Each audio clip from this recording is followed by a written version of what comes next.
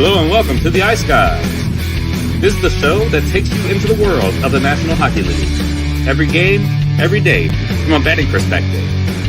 With pro sports handicappers, Ian Cameron, Alex P. Smith, and various guests from the world of hockey and sports betting. And now, here's your host, Ian Cameron.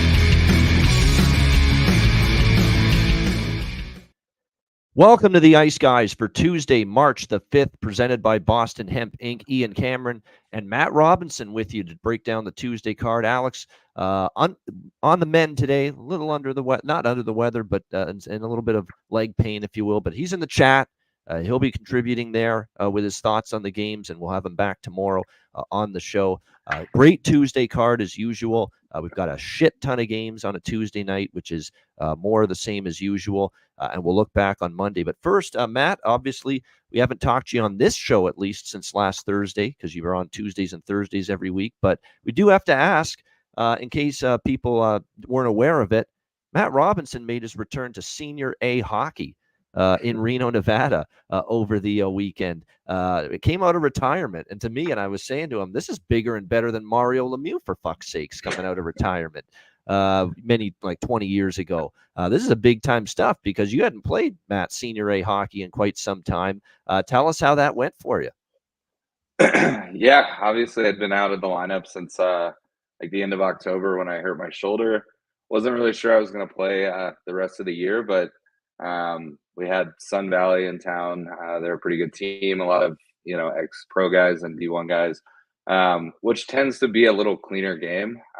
One thing I've noticed with Senior A is there's, guys that have played real hockey that are out there to play competitive hockey and, play hard, but, within the rules. And then, you always get these guys that are maybe never played juniors and then they hear they can hit and they're, 250 pounds just trying to run guys over. So you didn't get any of that this weekend. It was a really clean game.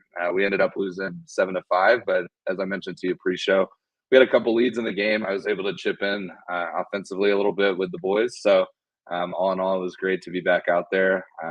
We had a pretty gnarly blizzard here in the Tahoe area this weekend. I'm sure some people have seen on the news.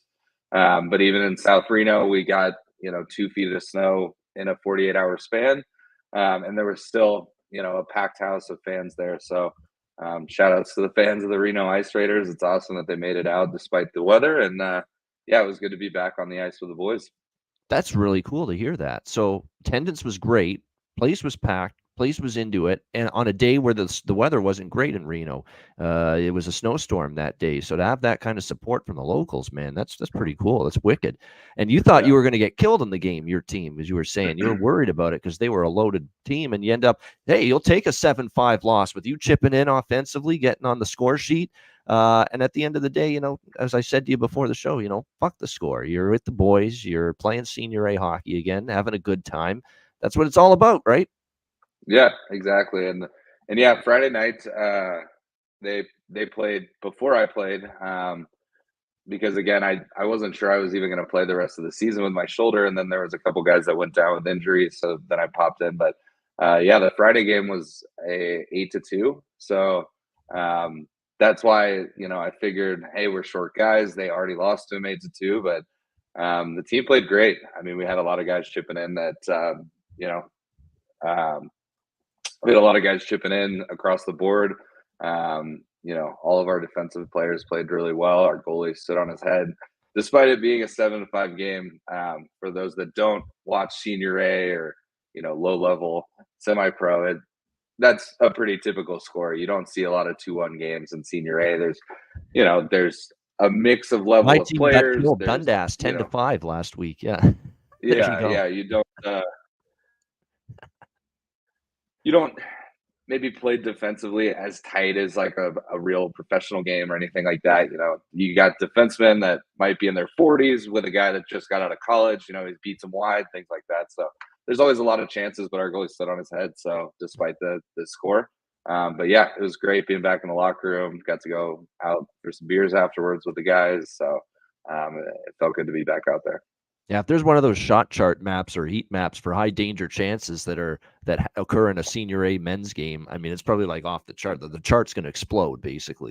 Yeah, with all the high danger chances that these poor goalies are going to have to see on a nightly. Because you're right, it is kind of pond hockey, kind of wide open. I know it's like that for my Dundas Real McCoys here, Senior A here in Ontario. Like I said, they lost to the Wentworth Griffins 10-5 last week, and it was just it was 15 goals in the game. And there's a lot of 6-5, 7-6, 7-8, 8-7, 8-6 type of hockey. See it a lot, and it sounds like it's a lot the same there in Reno. Good stuff. So, Matt, a successful return to the Senior A ranks. I can't say it was a successful return for me to the betting board last night. It was kind of up and down, right around break even for the night, although there were some results that definitely helped, including the Florida Panthers. We knew what we were doing, making them the best bet on the show yesterday. You don't bet against those motherfuckers on the road. It's as simple as that. What are they now? 21 road wins now on the season. Number 1 in the NHL as far as road record is concerned. Same shit I talked about yesterday. Don't you dare fade them on the road. And terrific hockey game. And the Rangers, full marks for their effort as well. But a lot of the Ranger damage was power play.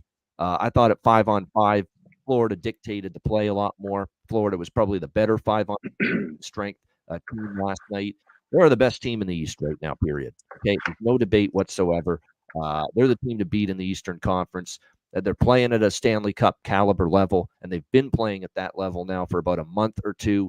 Very impressive win, 4-2. Bobrovsky solid in net. Panthers opportunistic. Igor Shesterkin was having a good game until he's got to have that with Ryan Lomberg. That shot that he allowed just inside the blue line. You got to have that save if you're Shesterkin. Other than that, he played pretty well. The Rangers, again, close game, tight game. Florida found a way and got the 4-2 win over the New York Rangers. Very feisty game.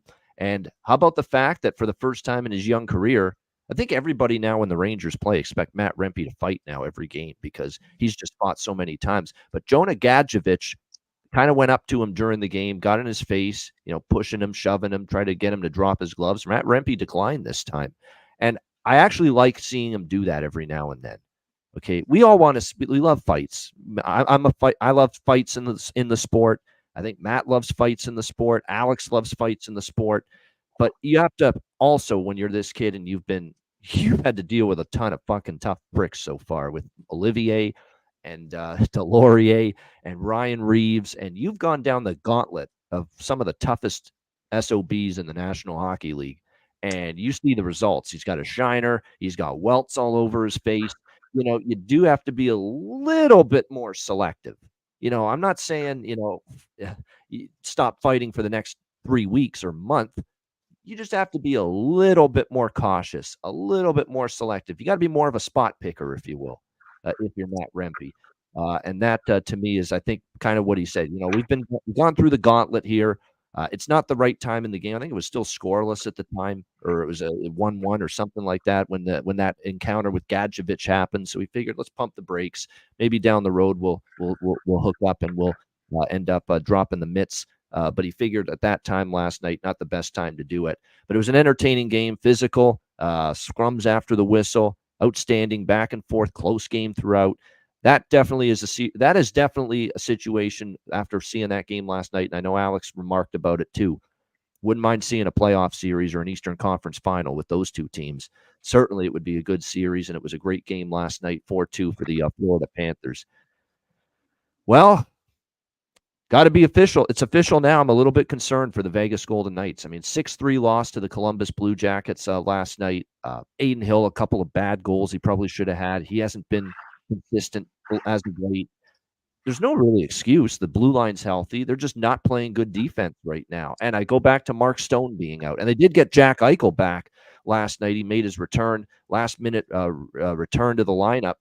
Didn't really help things much last night, at least for the Golden Knights. But we said this on the show yesterday. Mark Stone's defensive ability is missed. He's one of the best defensive forwards in the NHL, taking the puck away. He's great at forcing turnovers, and they really miss that guy defensively. They have gone over the total, Matt, in every game since Mark Stone got injured. So 6 games without Mark Stone. They're 6-0 to the over in their last 6 games. Another over last night. I did grab the over 6.5 small, but much of my money was tied up in the Vegas side of it with the puck line and the team total, and both of those fell short. But yeah, they're struggling defensively. They're an over team now until they tighten this defense up right now, and they are not doing it at the moment. Credit to Columbus, though. Nice 6-3 victory. And Tarasov actually played well. 40 shots for Vegas. They did have chances. Offensively, they had tons of opportunities, but Vegas struggles continue. Columbus gets the 6-3 win. William Karlsson scoring. I felt so confident in that, and he ended up finding the back of the net against a team that left them unprotected in the expansion draft, as we talked about yesterday. It was Columbus that left him available for Vegas to draft him in the expansion draft. So you're always pissed off. You always have an extra incentive to stick it to the team that you're playing when they do that. And William Karlsson did score against Columbus, as we kind of thought he would. 2-1 St. Louis over Philadelphia. Solid victory for them in a shootout. Philadelphia looked a little lacking energy, and John Tortorella certainly said that after the game last night. So not their best performance, but hey, when they didn't have their best, they looked tired. They were still able to get a point out of it. You give them credit for that. But huge win for St. Louis, because they've been kind of struggling of late. We cashed the draw in that game, Blues and Flyers. It was the only draw we hit last night, but it was nice to see that one come through with the Blues and the Flyers. And then we got Boston, Toronto. And just when you think the Leafs have the Bruins right where they want them, Bruins struggling, Bruins not playing well going into last night, Toronto on this heater coming off a big win against a great New York Rangers team. And they have the first period they had last night. No wonder the fucking fan base is tortured. No wonder they can't have the good things. No wonder they're a perpetually neurotic fan base, because they have to deal with this. Just when they pull you in and have you thinking great things are on the way for the Toronto Maple Leafs, they shit the bed in that first period. That first period was a disaster. What were they outshot? 10-2, 12-2 in the first period, down 2-0 in that opening period. And then, for as much as the Boston Bruins have been struggling, you can't spot a team a 2-0 lead in the first period like that. So no doubt it's a situation where I think when you look at this Toronto team, just think they weren't ready to play that game, considering that they could have really closed the gap on the Boston Bruins. And I heard players saying that same shit. We just weren't ready at the opening puck drop. I mean, I've heard Marner and I've heard all these guys on the Leafs, this core group, say that for years. But give Boston credit, man. They got humbled, embarrassed by the New York Islanders on Saturday night, and they came out and they definitely played like it against Toronto. And they own Toronto right now. That's 3-0 in the season series for the Bruins over the Leafs. That's 6 straight that they've beaten the Leafs going back to last season. And if Toronto doesn't win the rematch in Boston 2 nights from now on Thursday night, and they go 0-4 against Boston this year, Toronto, then that's a huge blow to their psychologically and to their psyche and to their confidence if they have to play the Boston Bruins in the first round, which is a very realistic possibility that Leafs Bruins is a first round matchup this year. So they got back to good defense, Aaron, 100%. It was as tight as the team defense has been. They didn't give up the middle of the ice. They didn't give up any odd man rushes. They were good in the neutral zone last night in that game. They did all the things that you needed to win on the road and snap a losing streak, and they did that. Now, I want to play something from our good friend Zach Phillips. Zach Phillips does a Leaf post-game show. He was on our bet. He's been on our betcasts a bunch of times. He was on our last betcast, actually, late in the later part of it. He talked about a John Tavares. It was so funny and so spot on and so 100% what he said here that we're going to play it, and it's 100% fact that John Tavares after the game had this quote talking about fucking lessons the team has to learn. Think about that. This is year 8 with the core, 7 playoff seasons for Matthews, Marner, Nylander, Tavares together, Riley as the core group. And this man, the captain of the team, is talking about lessons that they have to learn from a game like last night.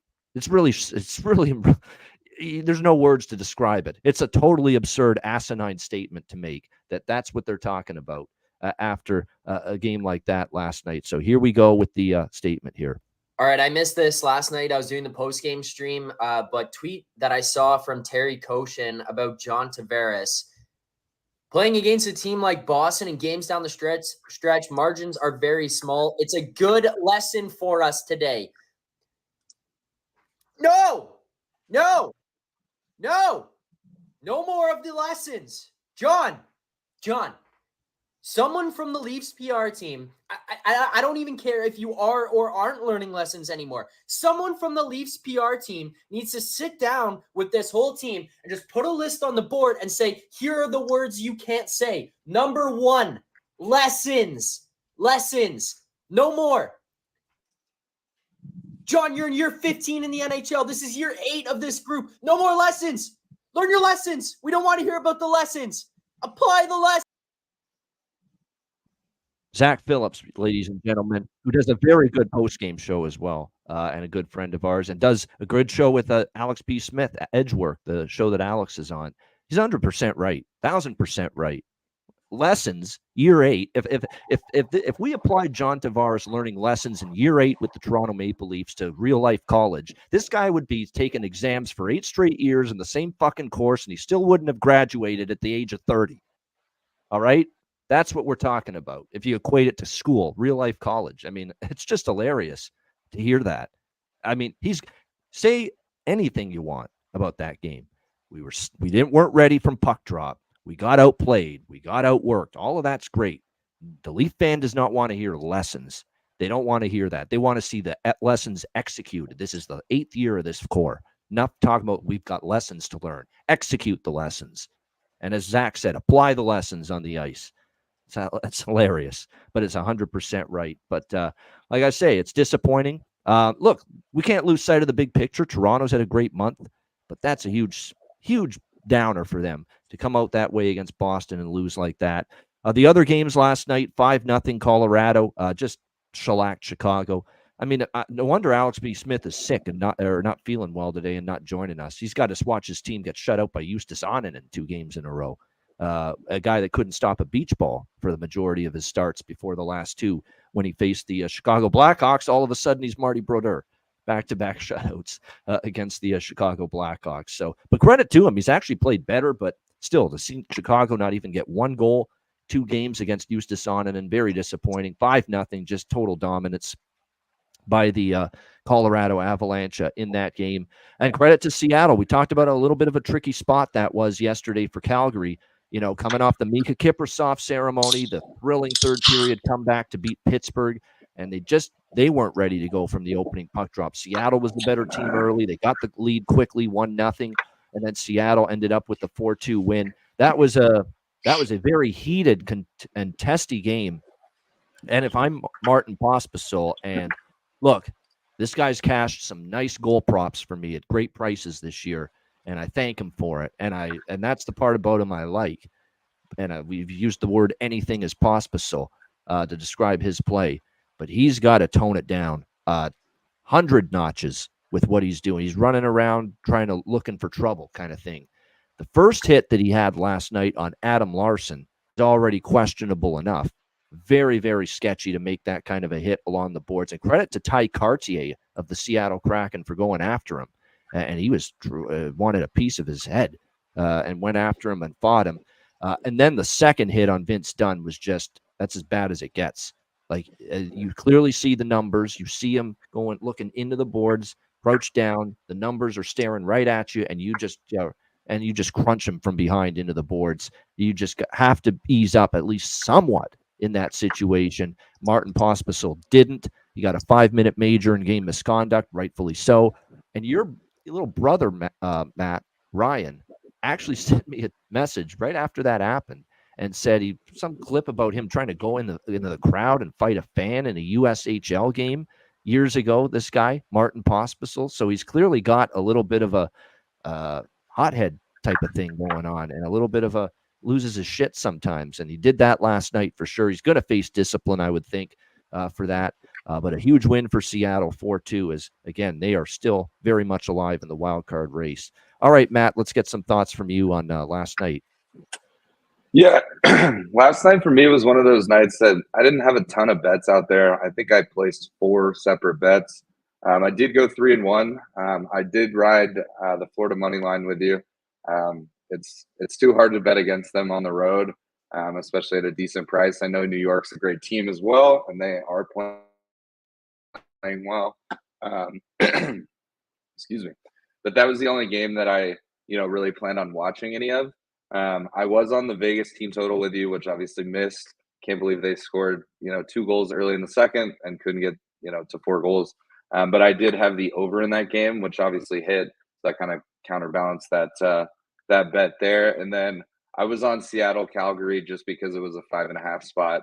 I feel like, Calgary's games have been going kind of upwards as far as goals, not always for themselves, but just in general. I feel like, that 6 number was very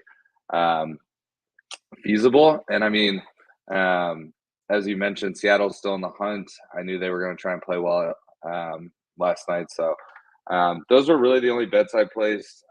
Didn't really catch a lot of the action. Just was one of those weird Mondays where, I blinked and it was like 10 p.m. and didn't really catch a lot of hockey. But yeah, great card coming up tonight. So I'm looking forward to that. But yeah, that's pretty much all my thoughts from last night.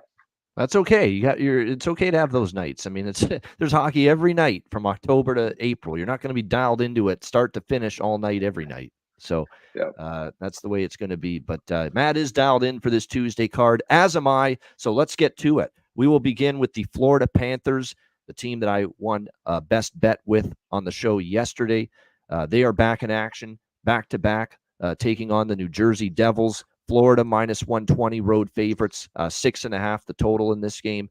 And for those of you wondering why I have not mentioned the news of the day yesterday, because I waited for this game to talk about it. And obviously that's the totally unexpected firing of Devils head coach Lindy Ruff. And we kind of sensed it could happen after that road trip. The way it ended, it was a disastrous end, losing to Anaheim. The LA game it totally got away from them, and it totally unraveled for the New Jersey Devils against the Kings on Sunday afternoon. And there was no pushback. There was no energy whatsoever. The body language was brutal on the bench when they were drilled 5-1 by the Kings on Sunday. And you could kind of tell that this could be the writing on the wall, and this could be the last straw here to push Tom Fitzgerald, the GM, into making this coaching change. And that's exactly what ended up happening. So Lindy Ruff out, his assistant coach and former Vancouver Canucks head coach, Travis Green, is going to take over as the interim coach here for the Devils. Now, from everything I've read here, practice this morning, Travis Green's statements, they're going to make some serious line changes here. And that was sometimes an issue with Lindy Ruff. He would try to juggle lines, but some of the decisions of who to move up, who to move down, caused a lot of scrutiny. So stay tuned for this. And they haven't revealed what those changes are. So keep an eye on that going into this game here tonight. But looks like there's going to be some lineup changes. It looks like Simon Nemetz on the blue line is going to be a healthy scratch tonight. And that means Brendan Smith, it looks like, is going to come in. Or it will be Brendan Smith, Colin Miller, Luke Hughes, Kevin Ball, Brendan Smith, John Marino, Jonas Siegenthaler is going to be the blue line here tonight for the New Jersey Devils. It looks like, as far as goaltending for this game, Akira Schmid, who is someone that's kind of been a forgotten man this season for the New Jersey Devils. We've had a lot of Nico Dawes, and we've had a lot of Vitek Vanacek in net, but not a ton of Akira Schmid. We haven't seen him a lot. In fact, he went from December 21st to February 25th without playing. So it'll be interesting to see how he fares here. He has not started in quite some time, but remember, this is someone that came into the Rangers series in the first round of the playoffs last year, and the series changed once they went to Akira Schmid in net. So we'll see how he fares tonight in net. Now, look, from a betting standpoint, you know how I treat these games. First game with a coaching change, I ain't betting against that team the first game after the coaching change. So right away, it won't be. It's for me. I cannot bet New Jersey, or I cannot bet Florida here. I cannot bet against New Jersey, but I'm not going to be on New Jersey either. Okay, because Florida on the road is a machine. I'm a little worried, a little bit, coming off the win last night against the New York Rangers, about whether they'll be able to respond here tonight. It's a tough spot. You're going to get energy. New Jersey's going to be flying out of the gate. Every team, first period, especially first game after the coaching change, that team's flying. And that team is looking to put their best foot forward. And Paul Maurice had a great quote in his postgame. He said, when they asked him what he thought about playing New Jersey on a back-to-back, he said, Well, the coaching change had just happened, and it means that the players are freed and exonerated, if you will, of all the sins of the past, if you will. It's a clean slate.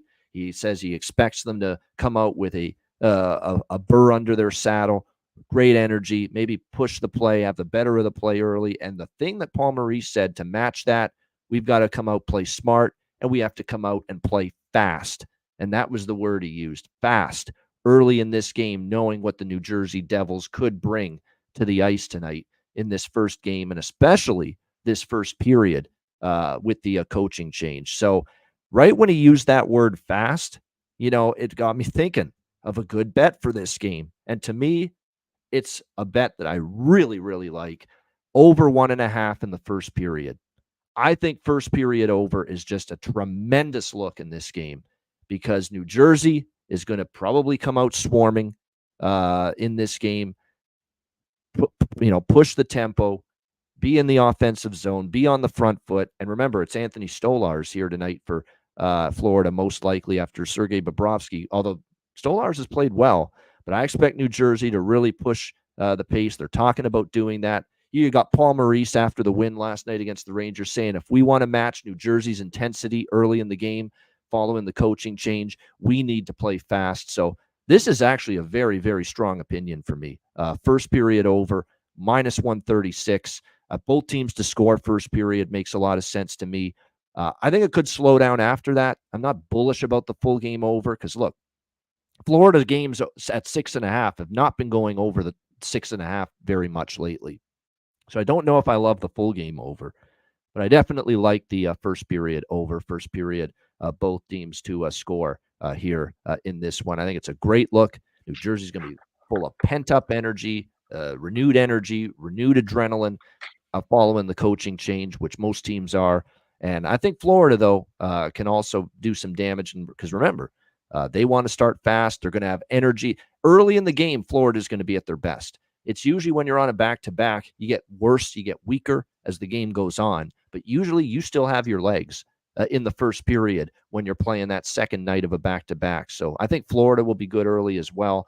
So I like that first period over a lot, and the first period both teams to score quite a bit. Lean to the full game over too, but I definitely want to have more of my action on the first period looks as far as the total in this game tonight. Matt, what do you think here in this one, Florida, New Jersey? Yeah, so I think that we're very much on the same page here. I'm not going to take the Devils against a great Florida Panthers team on the road, but I don't really want to take Florida on the back-to-back given the coaching change in New Jersey. So basically the exact same thought process. With that being said, I love the first period over as well because I think Florida is kind of in that rhythm. It's not a long road trip. They're coming from New York, so it's a quick train ride or even a bus trip. So I don't think it's one of those, they're going to be super dead on the back-to-back or anything like that. There's no travel involved really to that point. And then, New Jersey's got to come out strong. You've got players that know they haven't played well as of the last few months. Sometimes I feel like players, kind of figure out that they don't want to play for the coach. I don't know that was that situation as much. I think, some of those players probably had respect for Lindy. And so they take it a bit personally, like, hey, we haven't been playing up to par. And they know that, but it is a fresh start. It's a new energy in the locker room. So I would look for them to come out strong. I'm going to be all over the first period over. I might split up a little bit on the both teams to score. And then for me, I don't love the over at 6.5 for the total game. But I do, if it drops to like 6 or even 5.5, I definitely will jump on it live.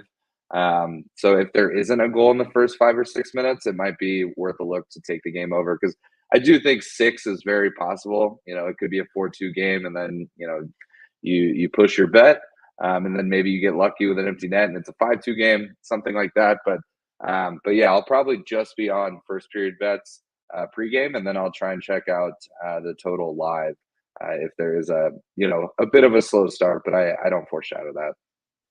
Yeah, I think we got a good chance to see 2 goals here in the first period. I really do. I think it's just going to have that kind of pace to it early in the game. Florida feeling it after the big win in Madison Square Garden. By the way, shout out to Goldie on Ice, Steve Goldstein. The call that he had on the Blomberg goal, rev up the Lamborghini on Broadway, baby. That was fantastic. That was a great call, man. He's really good. He's consistently climbed my annual broadcaster rankings in the league. That guy's Goldie on Ice with Randy Moeller, the Florida crew. Really good stuff. But yeah, I'm not betting against Florida. Simple as that. This is like normally I want to back the team that's made the coaching change in the first game. I'm not going against Florida on the road. I've said that. I'm sticking to it, period. And they're the better of these two teams. And when you throw out the coaching change angle, this is actually and the back-to-back, which is, look, it is a rest advantage for New Jersey, but how much? It's coming off the road trip still for them out west. So it's kind of like the spots cancel out. It's not a great spot for Florida back-to-back on the road. It's also New Jersey coming off a very long road trip. How good of a spot is it for them schedule-wise? So, I just will not bet against Florida at this price on the road against anybody. Simple as that. So that's why I'm not buying into I'm not drinking the coaching change Kool-Aid from a side perspective here tonight. Just the total here. I like the first period over, first period both teams to score in this one. And as far as props go, your guess is as good as mine. Who's going to be, feeling it? Who's going to feel like a weight's off their back with the coaching change with Lindy Ruff out and Travis Green taking over? But for me, I'm waiting to see if Alexander Holtz gets finally taken out of purgatory here, because Lindy Ruff would always put this poor guy on the fourth line whenever things were going wrong. And if he gets more of a fair shake from Travis Green tonight moving forward, there's going to be value, I think, on Alexander Holtz, goal scorer props for New Jersey. So that's definitely something I'm interested in on that side. Jack Hughes, he's one of the leaders of the team. You'd expect maybe he's going to want to play well here tonight. Toffoli and Heishier on the top line. And then for Florida, look, Reinhart had a great night last night. And another thing I didn't mention about that game, one of the assists of the year, the Alexander Barkov assist on the first Florida goal. I mean, the hand-eye coordination to pull that off is something, it's a marvel of our eyes, essentially. That's exactly what it is. It's just sensational to be able to bobble the puck like that on his stick, somehow in one motion, then swipe it over and pass it to Reinhart. It's one of the great assists you'll ever see a player make on a goal. Absolutely tremendous stuff from Sasha Barkov last night on that Florida goal. One of the great assists. But yeah, and in this game, I think, like I said, I wouldn't just knee-jerk bet the coaching angle, because you're talking about the vastly superior team where they've been at their best all year on the road and only laying -120. All right, Columbus Blue Jackets and Pittsburgh Penguins. We've got Pittsburgh -235 home favorites, 6.5 the total in this game. I don't care. I don't give a shit about Columbus being on a back-to-back. I don't give Tinker's damn that Jet Greaves is the guy in net tonight, because Merzlikins is out. They played Tarasov last night. Jet Greaves is going to get the start, and he's only had, a handful of starts in the NHL with Columbus. Give me the Jackets. Give me the draw. Dog and draw split. We cannot lay 235 with this Pittsburgh team falling apart at the seams right now. A Pittsburgh team that's going to be sellers in the next 2 days. No question about that. This is just a straight fade of a team that has zero business, laying -235 right now going into this hockey game. So yeah, Columbus and draw for me. And look, I was thoroughly impressed with the Jackets last night. Plus, with that win against Vegas. Now, Vegas is struggling, but that's still a good win against a team that was supposed to be excited, desperate off a bad game against Buffalo, with Jack Eichel back in the lineup, and Columbus still got the win there in that game. So you know what I might do too, just for a little insurance, instead of, like I've done this before, instead of putting it all on the money line, we'll also put a little on the +1.5, -120 puck line for Columbus. The plus 200 is out there. There's still +204 at Bet Online and a couple other books for that money line, and the draw, a little bit on the draw as well. But to me, this is just a exorbitant price for a guy that just is not only in bad form, is off a road trip too. First game home off a road trip out west. And of course, with all these rumors floating around that Dubas is going to trade Gensel before Friday, that every player is on the table right now for other teams. So yeah, you want to lay -235 with a team like that? I sure don't. What do you think here, Matt? Columbus, Pittsburgh. Yeah, this is another one that I pretty much agree with you across the board. I'm definitely not laying minus 235 with Pittsburgh. I don't care if they're at home. I don't care if Columbus is on the back to back. I feel like after that road trip, like they've kind of packed it up.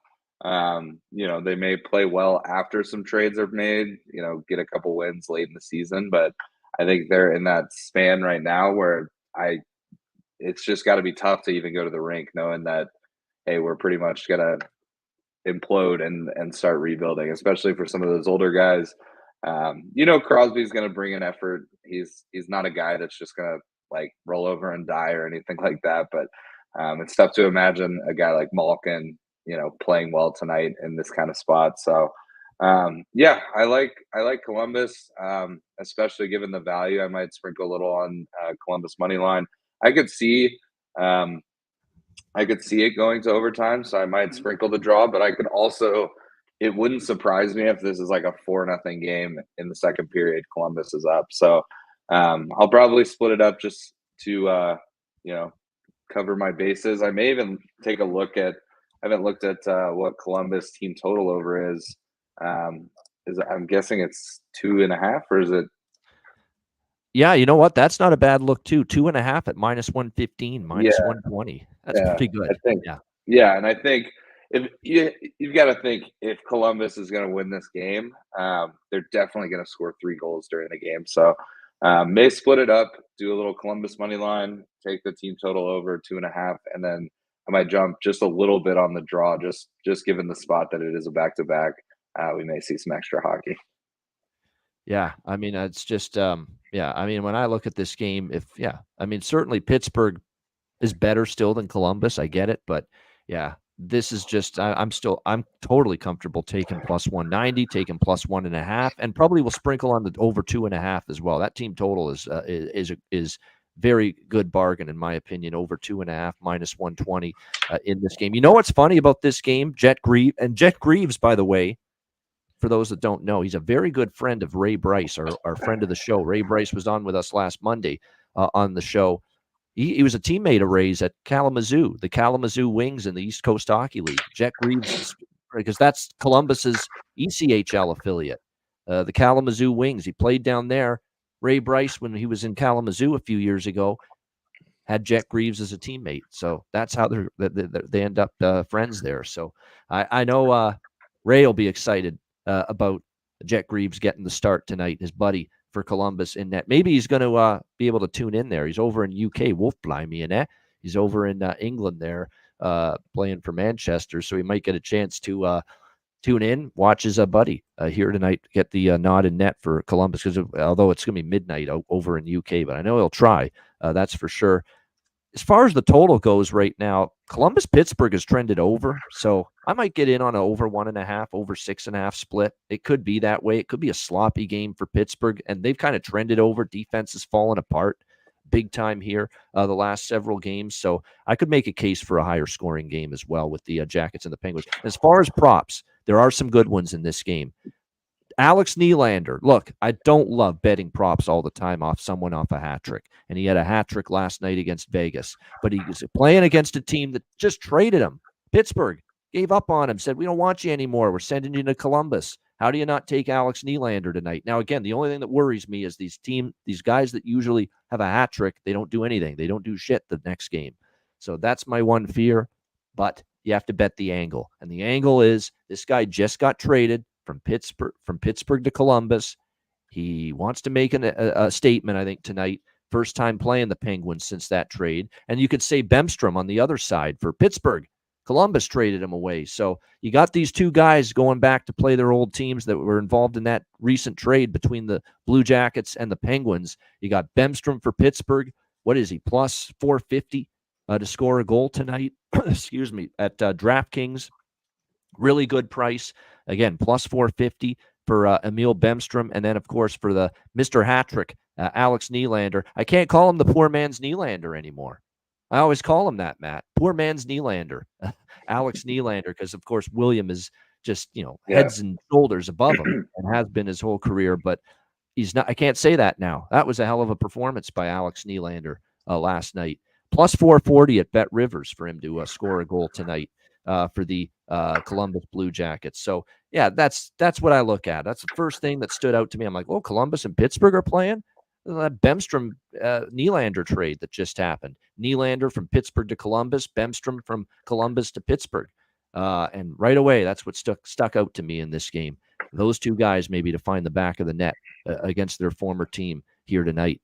All right, next up, and shout out, by the way, to Eric Delarose in the chat. Jacob Delarose's brother, actually, over in Sweden, watching the show. He was in the chat earlier. Shout out to him. Thanks for tuning in.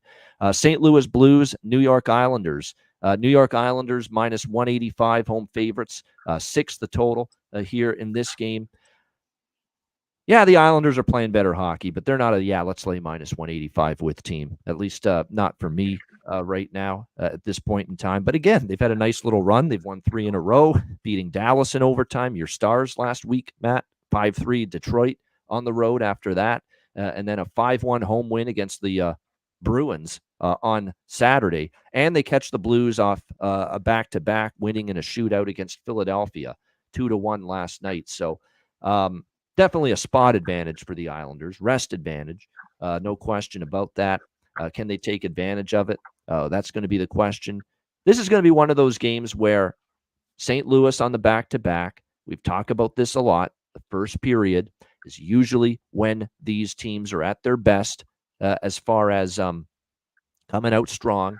And you could see that they lose their legs when they play on the second of a back-to-back. It's later in the game. It's the second period and especially the third period when you see them kind of, lose their legs just a little bit and, it adds up for them by that time of the game. So, but I think early in the game, there's a very good chance that we're going to see the Blues still play a pretty good game early on. If you look at series history, the Blues have beaten the Islanders actually 3 of the last 4 meetings. Including earlier this year in St. Louis. It was a 4-0 shutout for the Blues over the Islanders back on February the 22nd in this game. Goaltending is going to be Joel Hofer for St. Louis, you would think, on the back-to-back, although that's not confirmed. And Ilya Sorokin will get the nod in net here for the New York Islanders in this game tonight. As far as I'm kind of interested in both teams to score in the first period and an over 1.5 in the first period. I like that more than the full game, quite honestly, because I think the Blues will have their energy early, and then you'll see it maybe dissipate later in the game. And if the Islanders fall behind early, I will live bet the Islanders. That's going to be my approach. I don't want the Islanders at minus 185. Do I think they win the game? Yes. I think they'll get stronger as the game goes on. Blues will, peter out as the game goes on. But I don't want them at this price. My approach is nothing pregame on the Islanders. Just wait for a live money line. Maybe they fall behind 1-0 early and Blues lose their legs as the game goes on and the Islanders get stronger. We'll get a live plus money price maybe on the Islanders at some point. What do you think here, Maddie? St. Louis, New York Islanders. Yeah, just given everything related to this game, St. Louis on the back-to-back, I just think this is probably a pass game for me. If anything, I could see a 3-3 overtime game. St. Louis is in a position where they're definitely still in the hunt, more so than the Islanders probably. But so they don't mind, if it's close, they want to get that 1 point for sure. So I could see like a 3-3 draw here, which would mean that the over would obviously hit. So I may sprinkle on the game total at 6, but yeah, I don't know. I think this is probably a pass game for me. And then if I watch a little bit of it and it looks like there's some good pace to it, then maybe I jump on a live over or something like that. But I'll probably pass as far as pregame on this one. Yeah, I mean, that's something to look at too. If you don't like the team total, like the Islanders team total is over 3.5 at like plus 110. A lot of books offer goals against props for goaltenders. So you could take Joel Hofer over 2.5 goals against instead. That's definitely an alternative option, Tommy, no question. Something to look at. The more I look at it, because I see St. Louis has gone to overtime gone past regulation 2 of the last 3 games. We've talked about the New York Thailanders all season long, Draw Island, and how many times they've gone to overtime. This could be a draw sprinkle for me here as well. East versus West. Again, the Islanders don't care if the Blues get points, and vice versa. The Blues don't care if the Islanders get points out of this game. They're in their respective races in their conference. So plus 370 for the Blues Islanders draw. I think I'm going to get a piece of that in pocket as well. As far as props, Brock Nelson, Buchnevich on either side. I like those quite a bit. Neighbors is always worth a look too for St. Louis. And don't bet Kevin Hayes to score tonight. I doubt he's going to score a second straight game. Uncanny. The guy hasn't scored in eons. And yet, because he's playing his old team, the Philadelphia Flyers, he still managed to score for the St. Louis Blues last night. No question.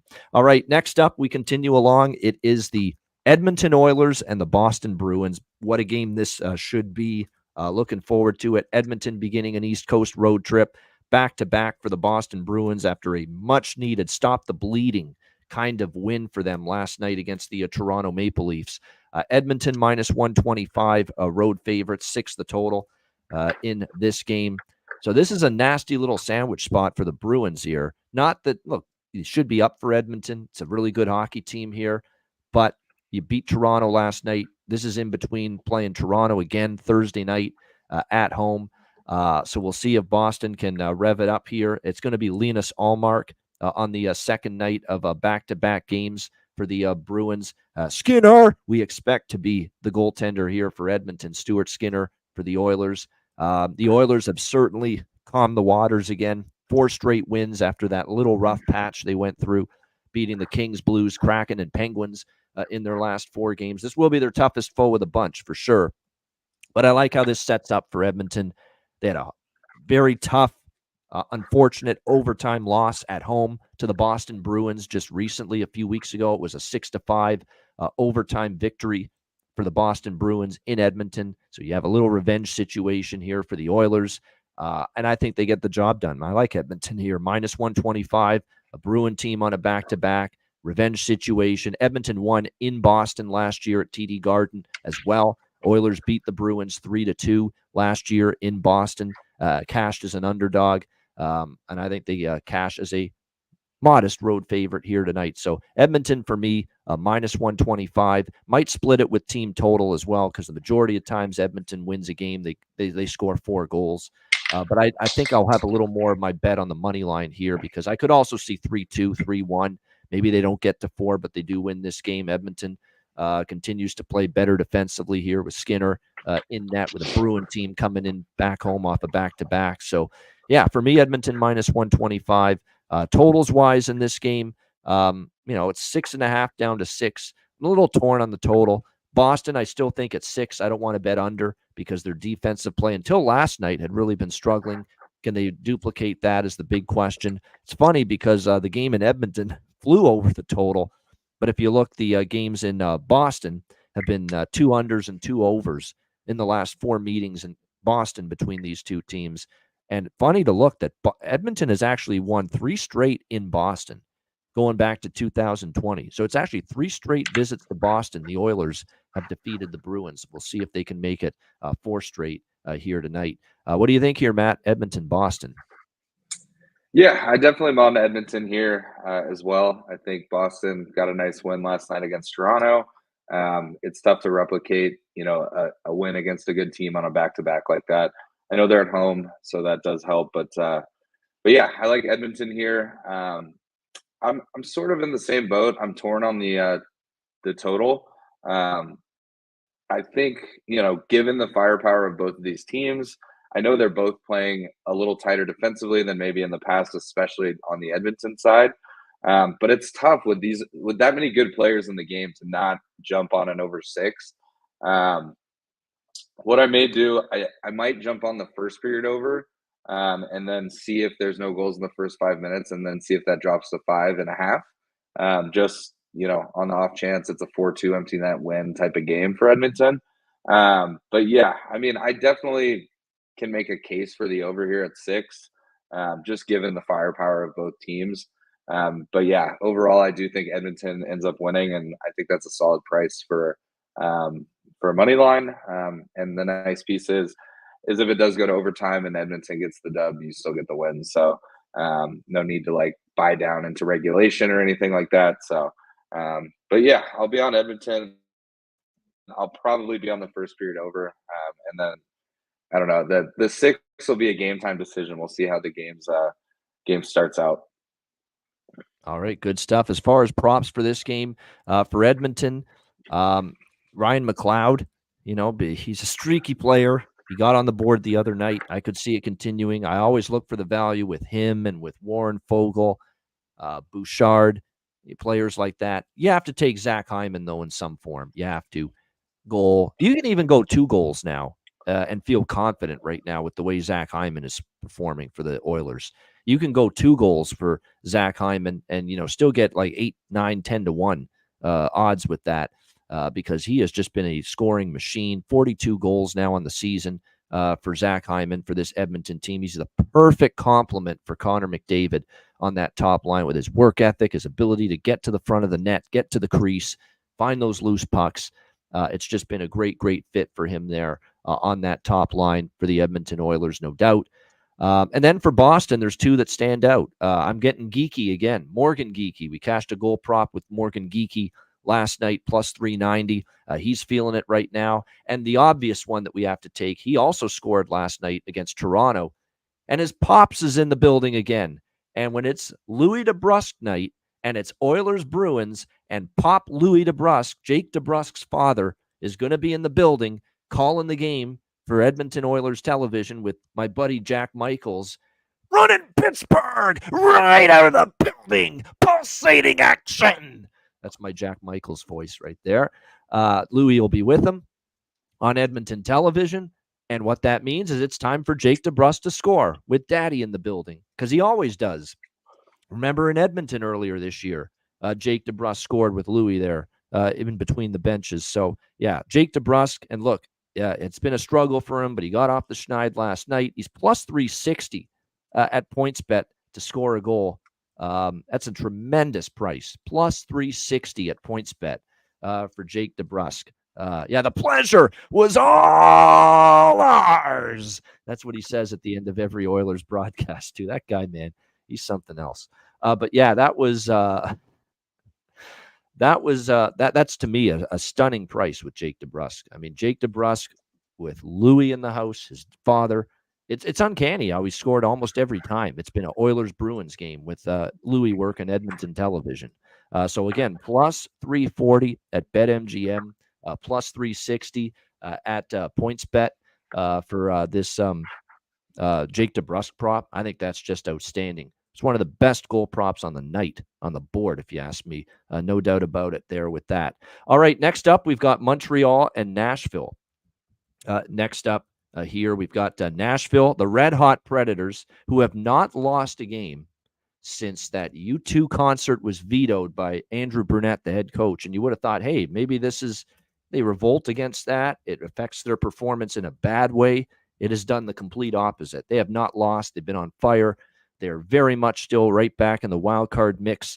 Nashville minus 225, home favorites, 6 the total here in this game. It's been a great ride here with Nashville, but I am definitely not going to lay this price with them. If Nashville keeps this win streak going and we get a better price against another opponent, then we'll get back on the Nashville train. But tonight, that's not going to be the case at this price. They probably do win.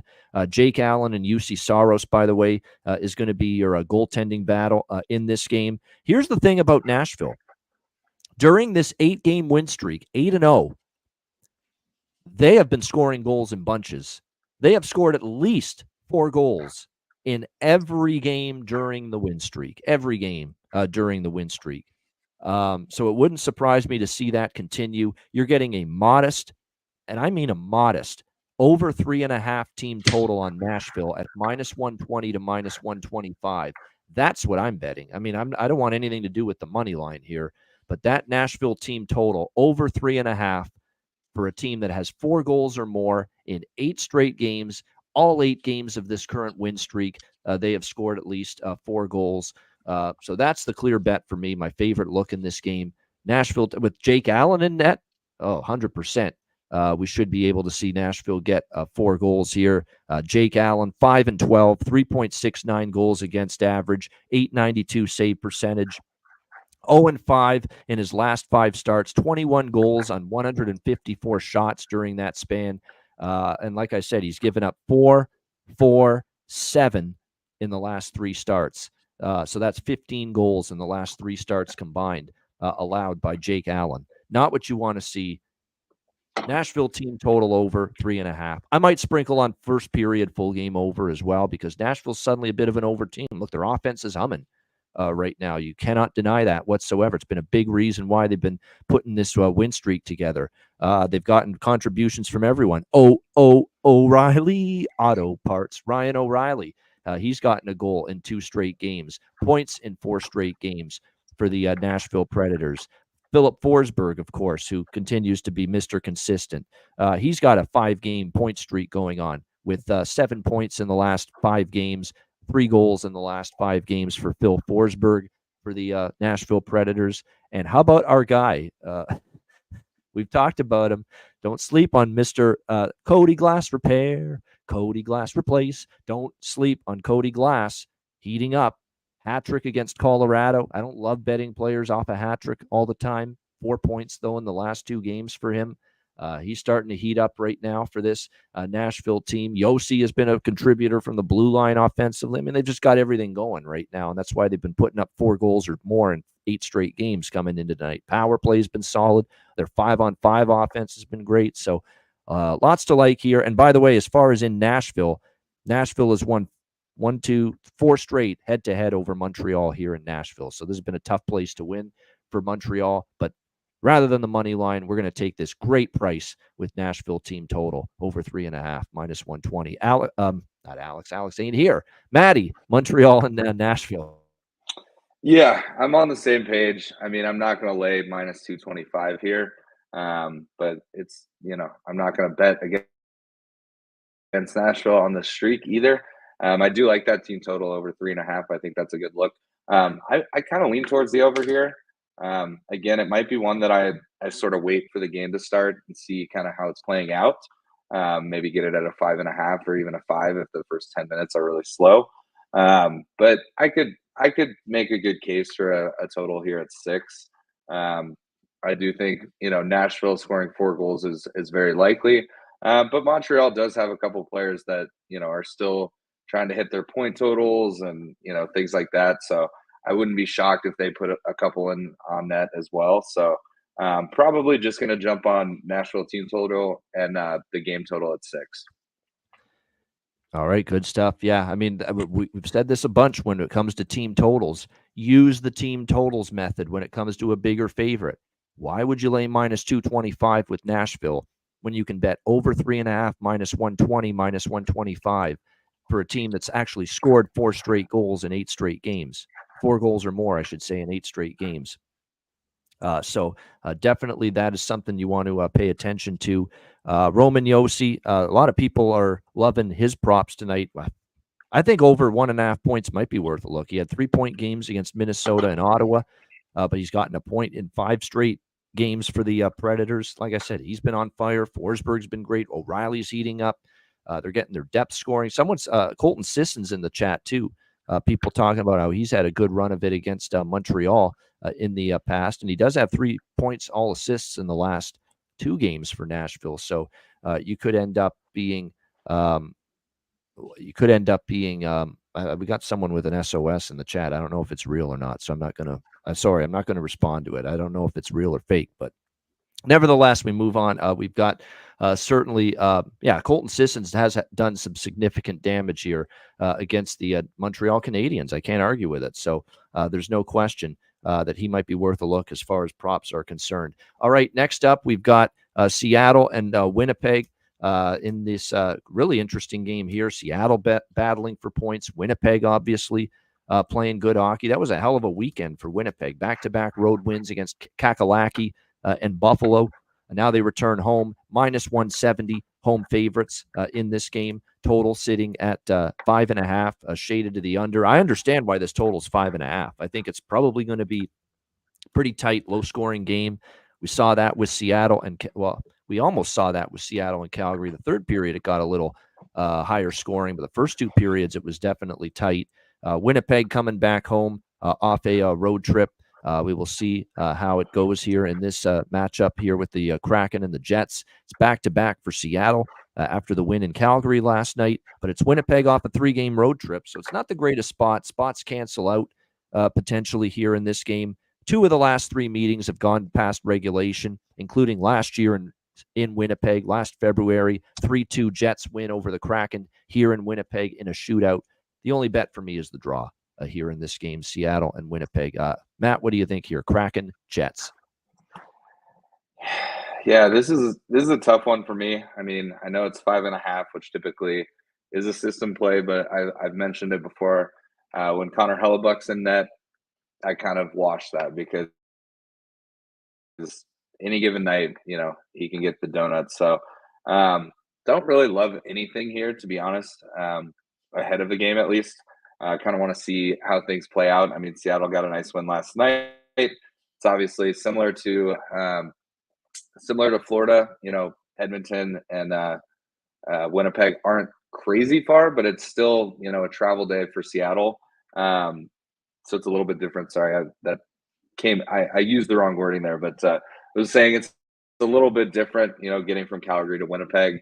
Not life-changing travel or anything like that, but I definitely think Winnipeg probably wins this game if I was to take a side, but I don't want to take minus 170 against the Kraken with how they're playing as of late. So yeah, this will probably just be a pass game for me, to be honest. Yeah, nothing wrong with that. Huge card. It is okay to pass. It is definitely okay to pass. For props, I'm not doing a ton here because this could be goals few and far between. It'll be Connor Hellebuck in net for Winnipeg, confirmed. Likely Joey Decord for Seattle on a back-to-back after we saw Grubauer last night. Now, note that with Decord, he hasn't been nearly as sharp, nearly as effective in his recent starts, but he was also still in that run in the schedule where he was getting most of the starts with Grubauer out. So now he's finally had time to kind of relax, catch his breath, recharge the batteries, hit the reset button a little bit. And I know he gave up 4 goals in each of his last 2 starts, but he hasn't played now in over a week and a half. The last 4 games were all Grubauer starts. It wouldn't surprise me if he has that recharge here tonight and plays better in net for the Seattle Kraken as well. So and remember, we talk about this all the time. Alex B. Smith, especially these goalies that aren't used to the heavy workload, they need rest, especially at this stage of the season. They need it. And now Joey Decord finally gets some time to just regather himself, recharge his batteries, and definitely could be a situation where he plays better tonight. Goose in our chat, Tim York, Seattle, word of lost an hour. Oh, they lost an hour flying into Winnipeg. Yes, definitely because of the time change. No, it's a tough spot for Seattle. There's no doubt. But we also have Winnipeg coming off a road trip too, a successful one. So it's not rush out to lay minus 170 spot with Winnipeg for me either. But the draw does make sense. I think we got a chance here for a close game, competitive. We see overtime potential. All right, next up, Chicago and Arizona in the desert. Blanked by Justus Oninen last night were the Chicago Blackhawks. They'll try to at least find the back of the net tonight at least once against the Arizona Coyotes. And look, I know Arizona's won 2 in a row after that 14-game losing streak, beating Ottawa and Washington at the end of that road trip. But my gosh, minus 250 here with the Arizona Coyotes? No, thank you. Hard pass for yours truly with that. Get that bullshit out of here, minus 250 with Arizona. There's no way I can lay that price here with the Arizona Coyotes, even after 2 wins. Coming off a road trip, too. Isn't this Malinsky special for Arizona as well? It is. 5 games. I knew that road trip was at least 4 games. Yeah, 5-game road trip that was. Winnipeg, Montreal, Toronto, Ottawa, Washington. And now you're back home. Tricky spot. That's usually a bet against spot, but I'm not taking Chicago on the road either. Back-to-back within their current ways. What have they lost? You got Arizona off this 5-game road trip. Malinsky special says bet Chicago. You want to take a Chicago team that is what? What have they lost as far as consecutive road games? It's something like 10 or 11, something like that. It hasn't been good for Chicago on the road. I'm trying to read it here and trying to find it, but I remember seeing it earlier today. But yeah, they've been brutal on the road, Chicago. At least at home, they put up a fight, and that's been critical. But on the road, it's just been very difficult for this team to win games right now. So this is an easy pass from a side perspective in this spot. Let's see who's in net here. It's probably going to be Soderblom for Chicago. Arvid Soderblom. Soderblom is how they say it, actually. Soderblom is how they say it, actually. It's weird pronunciation, but Soderblom is how they pronounce that name. Whatever way you pronounce it, the guy is not playing well. He can't play right now at the NHL level. He's been bad. He puts Chicago right behind the 8 ball Saturday night, giving up a goal in the first minute against Columbus.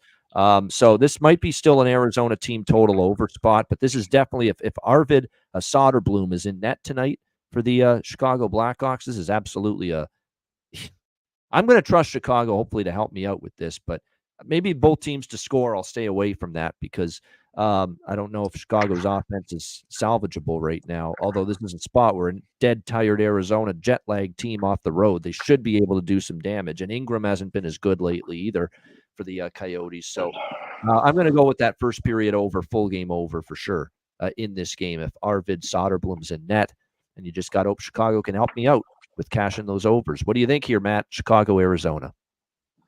Yeah, it's funny you say that. I'm going to be on the over bifecta, just the first period over and the game over. No trifecta. Oh, bifecta, I like it. We have to use that. Yeah. Oh, nice job. Yeah. So, same boat. I mean, I do think Chicago coming off getting shut out. They're playing a much worse team here in Arizona. Arizona's coming off, a long road trip. I saw someone in the chat, Bedard, anytime goal scorer plus 195. He mentioned, whoever wrote in the chat mentioned another frustrating game for him last night. You got to think he'll get some looks tonight. So I don't hate that as a prop either. But yeah, I think Chicago can, score a couple goals here. But, if Soderblom's in net, you got to go over. I mean, it's hard not to. So, and Arizona's been kind of an over team off and on throughout the whole year. I mean, even in the games on that losing streak, they were losing, 6-2 and things like that. So hopefully a lot of goals at the mullet tonight because, I'll be on the first period over and game over and then may look into some props. Again, another example of two teams that are for sure out of it, really playing to see who's going to get Celebrini. They're in the mix for that. But, those top guys do have, point bonuses to hit. So these are those perfect nights where maybe you see a 5-4 game just because, both teams defensively kind of let up, don't really care. It's, not really that serious of a game. And, you see some guys get some points. So yeah, I will definitely be on the first period and game over, the bifecta. There you go. The over bifecta is coined by our man, Matt Robinson, right there. That's good. We'll have to remember that next time we remove the both teams element from that over trifecta. Over bifecta here for Matt with Chicago, Arizona. I'm just looking back, and yes, I remember it. I knew earlier in the season, Arizona and Chicago played in this building, and Arizona just handed it to Chicago, 8-1. I'm looking at it now, back on October the 30th. At Mullet Arena. And yes, it was Arvid Soderblom in net that night for the Chicago Blackhawks. He gave up 7 goals on 22 shots. He eventually got replaced by Peter Mrazek, but it was 8-1 Arizona. It was 3-1 Arizona after the first period. So yeah, the over first period and full game. Chicago did score in the first period against Arizona in that night because it was 3-1. Ah, man, I still might take a smaller chunk of that, both teams to score, because I know the price is going to be good, but definitely focus more on the first period over and the full game overs. There we go. Ice X has got the confidence here in Arvid. Soderblom revenge game. We'll see about that. For it to be a revenge game, you got to be able to play, and I'm not sure this kid can right now in net for the Chicago Blackhawks. Yeah, Carcone's a good look. Carcone against Chicago had a hat trick that night in that 8-1 pasting that Arizona had over the Chicago Blackhawks. So, Mike, I think he scored a couple games ago as well. So maybe Michael Carcone is going to go on a little heater like he had earlier in the year. No question. Cooley, Gunther, Machelli. We've talked a lot about these guys, and they all scored against Washington. Gunther did. against Washington. These are players to look at. Gunther especially, man. Gunther is going to be a really good player. Cooley scored against Washington. Gunther scored against Washington. I was on both of those props in that game. I'm going back to the well, Cooley and Gunther here tonight for Arizona. As far as props go, Rich H likes Nick Schmaltz. At home, I think he does more of his damage. He got an empty netter against Washington, so I don't mind that. And then for Chicago, like I say, the only ones you could really have any sort of confidence in is Bedard's line with Donato, Spezza, and Kurashev. Other than that, it's hard to touch anybody for props with Chicago right now. All right, next up, we got 2 games left, Vancouver and Los Angeles. Canucks minus 112.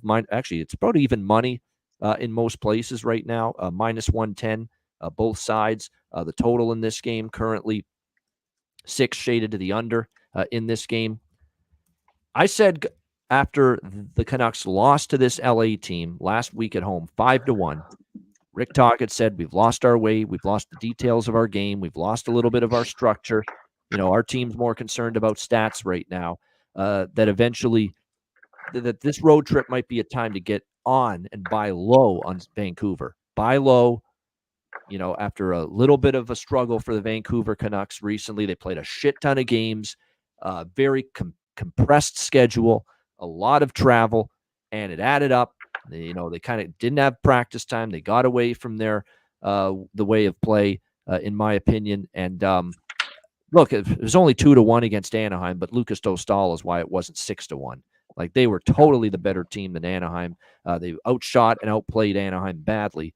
They just didn't have the goals to go with it. Dostal was very good in net for Anaheim, which I'm going to get to Carter Hutton, by the way, guest of the show a couple weeks ago. He is going to be submitting to us his up-down goalie rankings in terms of goalies trending up, goalies trending down. I will discuss those after we break down the Tuesday card and give you his list of goalies trending up, playing better the last week or so, and goalies trending down, declining, playing worse the last week or so. So we'll give you some thoughts from the expert goaltender, Carter Hutton, later in the show, his current thoughts on just based on recent form, current form, because full stats lie, full season stats lie. You want to know the current form of these goaltenders, who's been playing better than their full season numbers indicate, who's been playing worse recently than their full season numbers indicate. And Carter Hutton definitely has a good gauge of that. And a good analysis of goaltending, which he had on our show too. So we'll mention his list in a little bit after we do the rest of the card. But I'm on the Canucks here, minus 110. I like them. It's a revenge spot. They're on the road. I think it's time to dial this thing in, and get back to their team play, especially in their own end. And they definitely did a good job of it against Anaheim. 18 shots. They didn't give up the odd man rushes. They didn't have the breakdowns in the defensive zone. I know LA is a capable team, and they've certainly shown some life with Jim Hiller behind the bench. But let's be real, they've also still been inconsistent. They had the 4 wins. Columbus, Pittsburgh in free fall. New Jersey not playing well. They lose to Nashville. They beat a lowly Ducks team. They lose to Calgary and Edmonton. They beat Vancouver 5-1, which was a quality win. And then they do beat New Jersey in Sunday afternoon. But my goodness, any team in the league, I think, would have beat New Jersey Sunday afternoon. That's how bad the New Jersey Devils were on Sunday afternoon against the LA Kings, leading, of course, to the dismissal of Lindy Ruff. So I like it. Revenge spot. Canucks, I think, can get their shit together here on the road a little bit. LA, like I said, a lot of their wins aren't as impressive as you would think. New Jersey falling apart. That was one of the wins. Anaheim, not much to say there. Columbus, not much to say. Pittsburgh, when they're falling apart. New Jersey, when they're not playing well. And they did have a road win against Boston, 5-4 in overtime. That was a good win. But even then, the Bruins were starting to show signs of their struggles that they had until last night. So, yeah, I think in this spot here, Vancouver minus 110 is worth a look. And I don't think they're frauds, man. They're going through a little rough patch. They got to show me a lot more struggles before I'm ready to say that. They use the F word for them, not the one you're thinking of, the other F word, frauds. I mean, I'm not there with Vancouver, not at all. They got a brutal schedule, lots of travel. They're going to get Carson Soucy back too, finally. And this is a guy that was supposed to be a big pillar of strength on the blue line for the Vancouver Canucks. They're going to have him back, it looks like, for this game tonight, which is huge. Tyler Myers out, the chaos giraffe, as Rich H calls him, with the lower body injury. right there for them. So, like I say, they're regressing. They're having a rough patch because no one's going to go 82 games playing, tremendous hockey. And Vancouver's hit their little rough patch. And I like this spot for them on the road. They're galvanized. They're coming together as a team. They're going to be tight knit. They're going to spend a lot of time together, bonding experience, revenge spot, reasonable price. Put it all together, Vancouver for me, -110. And if I'm wrong, I'm wrong. What do you think here, Matt? Vancouver, LA? Yeah, this is a tough one for me. I think it's one of the more fair pick'ems, if you will. I think this could go either way. So I'm going to stay off the sides, but I'm going to go back to that over bifecta and take the first period over. And then I actually jumped in on the game total over at 5.5, -120. So got that extra little half goal. So a 6 would be a win for me. But yeah, I think, if Vancouver does kind of figure it out a little bit, they're obviously a team capable of scoring some goals. I know both of these teams are top 10 defensive teams. So that obviously scares me a little bit, but I just think LA has been playing well offensively. They've been putting some pucks on the net. I want to say for LA, their last 4 straight games went over 5.5. Vancouver, it's been kind of back and forth, but obviously that game against Anaheim, they could have had 8 goals. I did watch a lot of that game, and I've drawn a blank on the goalie that played for the Ducks, but that was an unbelievable game for him. So I think he had 54 saves on 55 shots or something stupid. So, yeah, I think there will be some goals here. I'm hoping they're early and often.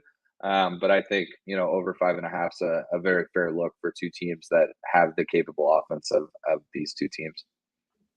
This is actually the same goalie matchup tonight that we saw last week in Vancouver, where LA won 5-1. It's going to be the same two in net. Talbot for the Kings, Demko for the Canucks. And I know Talbot got the better of that one.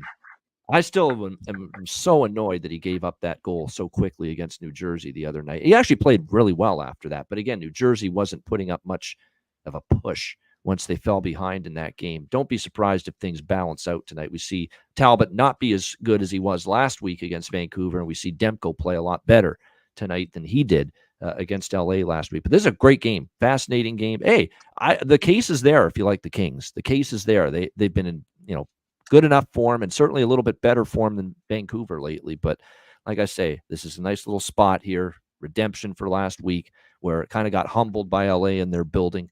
I think the Canucks bring a good effort. Hopefully it's enough to get the dub here tonight. All right, next up, we've got the final game of this Tuesday card. The Dallas Stars, the time of the show Matt's been waiting for. The Dallas Stars against the San Jose Sharks. We've got Dallas minus 390 to 420 in this game in some places as road favorites. The total in this game currently 6, shaded to the over in this matchup. Let's see what the goaltending is, because there's already bets I like that based on the goaltending. If it's what I think it might be, we're getting in. Yeah, it's Kokkonen here for San Jose. That's all I need to see. Give me a Kaapo Kokkonen sighting, and I'll give you Dallas first period team total over that I lost the other night, shockingly, because Magnus Corona decided I'm going to pitch a first period shutout over the Dallas Stars at home on Saturday night, and then proceed to give up just 2 goals in regulation / overtime against them as well, forcing Dallas to barely beat the lowly San Jose Sharks in a shootout. But he did play well, Magnus Corona. So we'll give him that. All I needed to see was Kaapo Kakko, a.k.a. Kaapo Kokkonen in net, and that's good enough for me. First period team total over at that plus price. Get me 2 goals in the opening period, Dallas, and I'll be happy. Would certainly lean first period over. Full game over as well. He's an over machine goaltender right now, Kokkonen. Simple as that. You go back to when he came into the game for Blackwood, 7 goals allowed, 5 goals allowed to Anaheim. Couldn't hold the lead against Minnesota. Gives up 4 goals in that game. Wild comeback to beat the Sharks 4-3 with Kokkonen in net. So we're going to try to earn back what we did not get Saturday night with Dallas here. That first period team total over at a great plus number, a great plus price there with that. Little first period over and a little full game over here as well with the Stars and the Sharks in this one. I know it was an under in Dallas, but quite honestly, maybe Corona is going to play better in that game than Kokkonen's going to play tonight, because certainly Corona's performance Saturday against Dallas at home, Matt, it was better than anything we've seen out of Kokkonen here the last few games for the San Jose Sharks. So from that standpoint, I think we got a good chance to see the goals early and often for Dallas. And that first period team total at Pinnacle is plus 188. It's a great price for that Dallas over 1.5 in the first period team total. Full game over, first period over. We'll take a little piece of both of those as well. Matt, what do you think here? Let's get the graphic changed. There we go. Dallas Stars, San Jose Sharks. Yeah.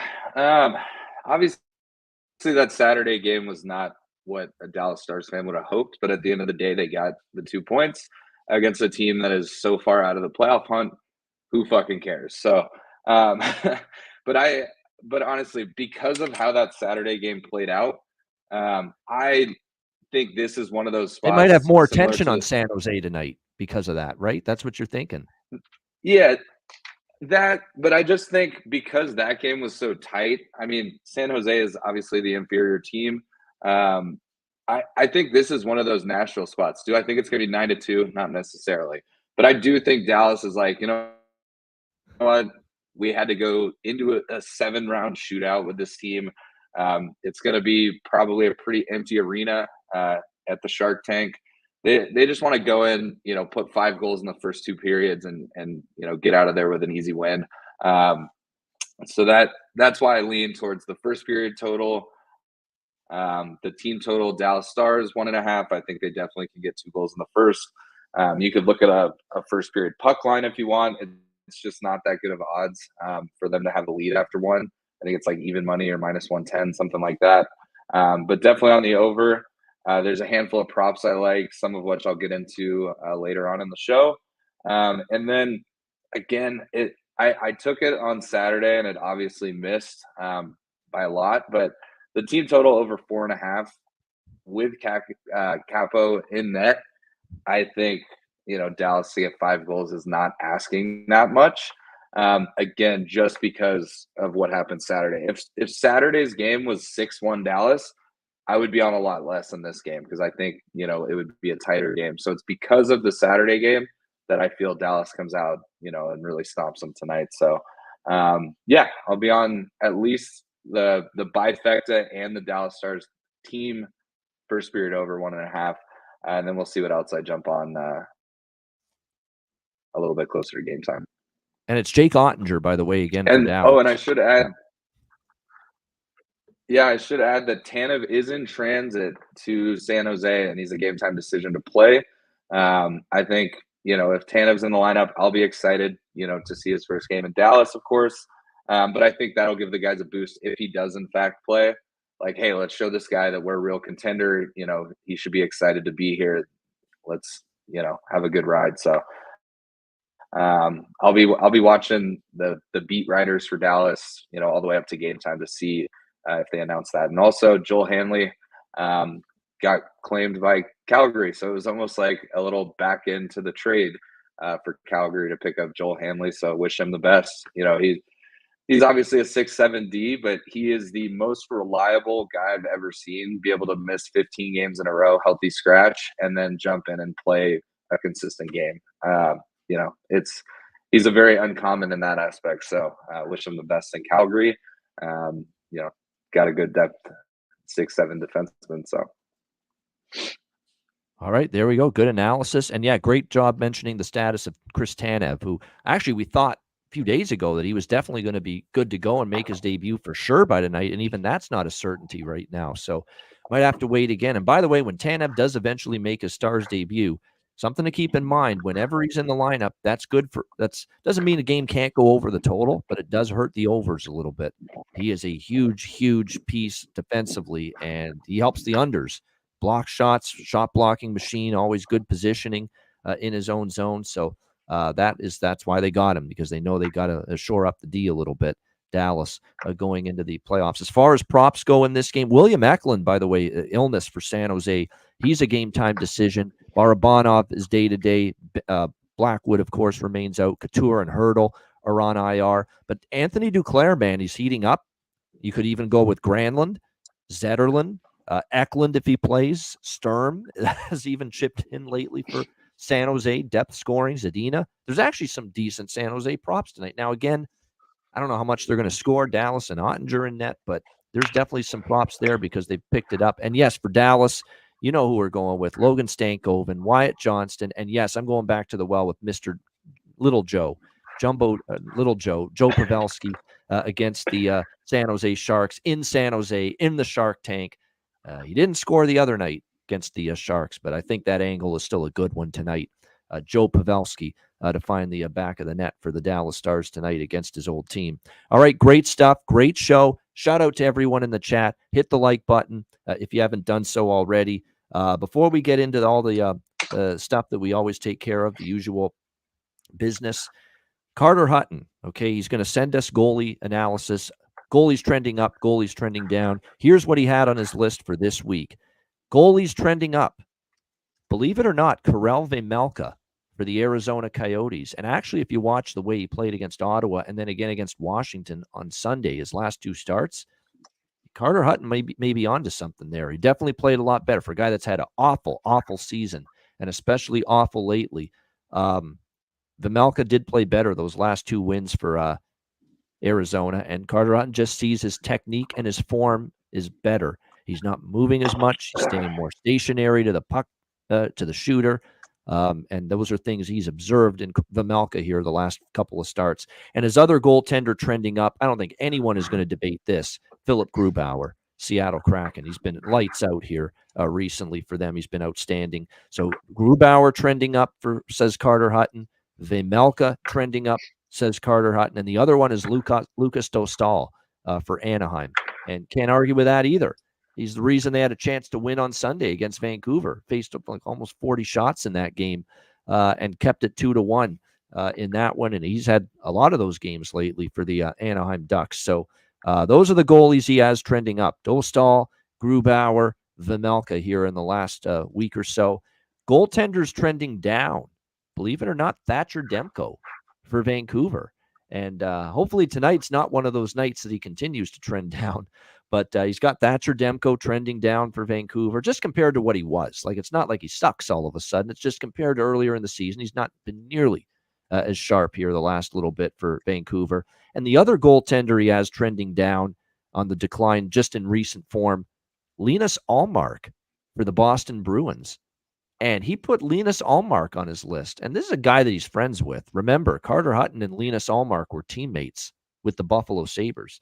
So it must have pained him to put Linus Ullmark, on his list of goaltenders trending down. And I think that's kind of the reason why they gave Swayman the start. Swayman's been better than Ullmark this year for Boston. That's been really what we've seen. So there you go. Those are Carter Hutton's list of goalies trending up and goalies trending down. And we'll get a list from him for that every week here on the show. Shout out to everyone in the chat. Patreon.com/IceGuys, just $10 per month. Again, make sure you get on board. Our daily sides, totals, and player props are posted there each and every day. Goalie charts, totals charts, bonus video content, Patreon exclusive live betcasts as well. We will have one Patreon exclusive live betcast in the month of March. Lighter on the betcasts this month because of the NCAA tournament and March Madness taking place, but we'll make up for it in April. We're going to have a bunch late in the regular season, Stanley Cup playoffs starting.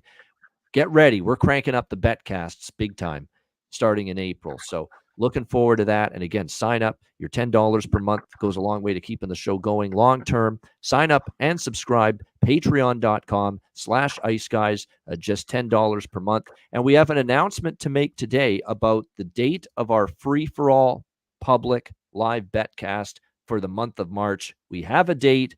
Here it is on the screen, Tuesday, March 26th. Okay, the final Tuesday of March. That is going to be our public free-for-all live betcast here in the month of March. March 26th. It is a very solid night of hockey taking place that night as well. So right near the end of the month, Tuesday, March 26th, we will be back with you for another Ice Guys live betcast that everyone will be able to participate in. You want to know what some of these matchups are Tuesday, March 26th? How about Boston, Florida?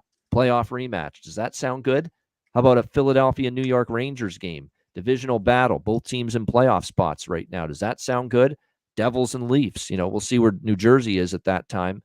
Vegas and Nashville. Teams battling for positioning in the Western Conference playoff race. How about Edmonton at Winnipeg? Tuesday, March 26th. Some really solid games. It peters out later in the night. Columbus, Arizona, Anaheim, Seattle, Dallas, San Jose. I can't really talk how great those games are, but there are a bunch there that are really good on that night. So Tuesday, March 26th, our next Ice Guys live betcast. Make sure you join us for that. As always, DM or email me or Alex for a spot on the betcast, and we will send you a link for it before it begins so that you can join us. All right, bargain bin special of the night and best bets to wrap up the show coming up in just a moment, right after we hear from our great daily sponsors, Boston Hemp Inc.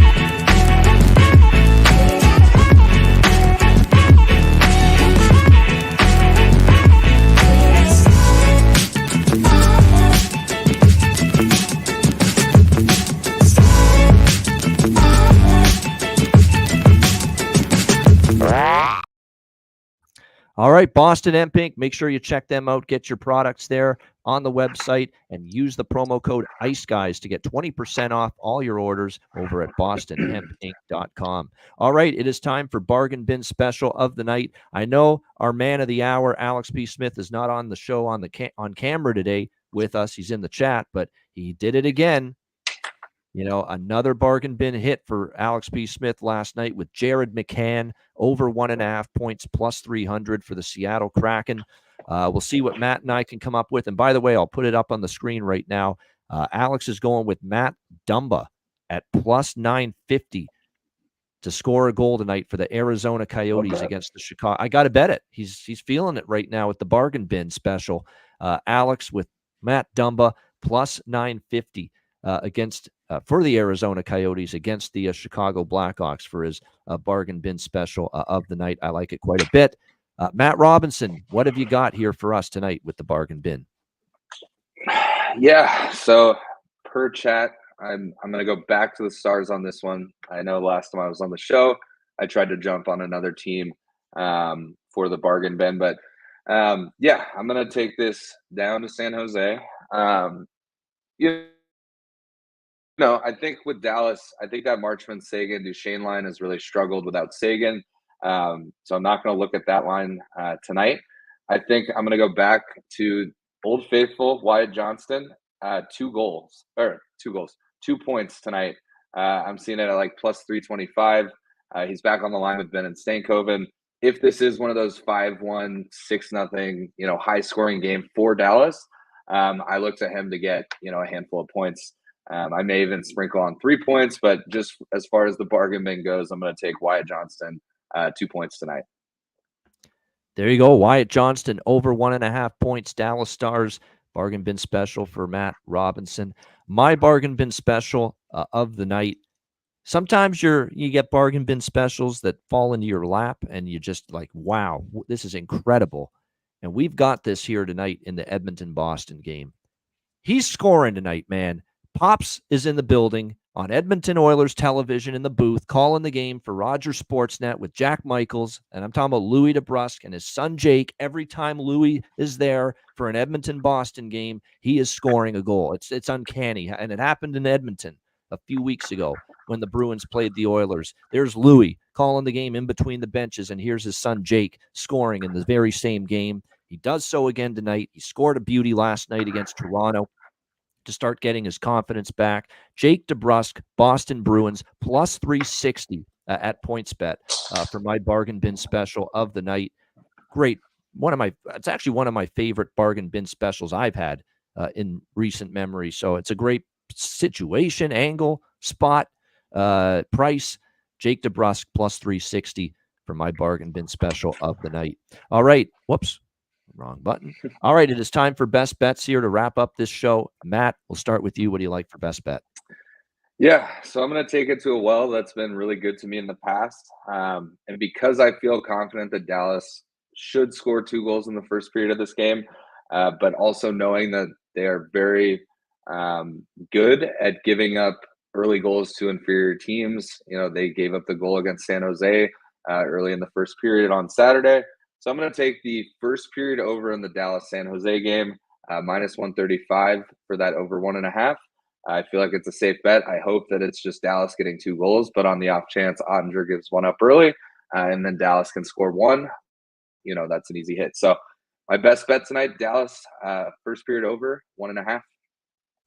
And that's the game first period over 1.5, right? That's not the team total. That's just the over 1.5, right? Yeah, correct. Because I feel confident in the Dallas team total over 1.5. I feel like the first period over at minus 135 is a great price as far as my best bet goes. All right, there it is. Dallas, San Jose over 1.5 minus 135 first period for Matt Robinson here with his best bet. My best bet, it's also going to be a first period best bet. New Jersey's going to have a ton of energy early in this game, jumping, at the coaching change. All teams come out strong, come out, with force, skating. First game after a coaching change, great energy. I expect that from New Jersey. Stolar's in net likely for Florida. I think they can get on the board early, but I think Florida will be at their best early coming off the back-to-back because, look, you lose your legs on the back-to-back later in the game, not necessarily early in the game. So I think both teams, great energy. I think we should see good pace. I think we got a great chance to see a couple of goals in the first period, and I think the situation dictates it as well. So let's go with over 1.5 minus 136, Florida, New Jersey. First period over 1.5 minus 136 for my best bet here for this Tuesday NHL card. That'll wrap up this edition of the Ice Guys. Thanks to everyone in the chat for joining us. Hit the like button on the way out. We appreciate it very much. A reminder, the Ice Guys is live 7 days a week, Monday to Friday, 2 p.m. Eastern, Saturday and Sunday, noon Eastern. If you can't watch the show live, download the Ice Guys podcast in audio form on all major podcast platforms. Google Podcasts, Apple Podcasts, Spotify, Stitcher, iHeartRadio, Amazon Music, and more. Download the Ice Guys podcast when you can't watch the show live. Great stuff from everyone in the chat. The interaction's awesome. Look, we've been eclipsing 250 live viewers. We've even been getting to 300 live viewers in some shows recently, so we appreciate it very much. And again, hit the like button on the way out. For Matt Robinson, I'm Ian Cameron. Have a great Tuesday night. Enjoy the games and good luck. And we will be back with you tomorrow on Wednesday. Alex B. Smith back in the house, ready to rock tomorrow on Wednesday for another edition of the Ice Guys.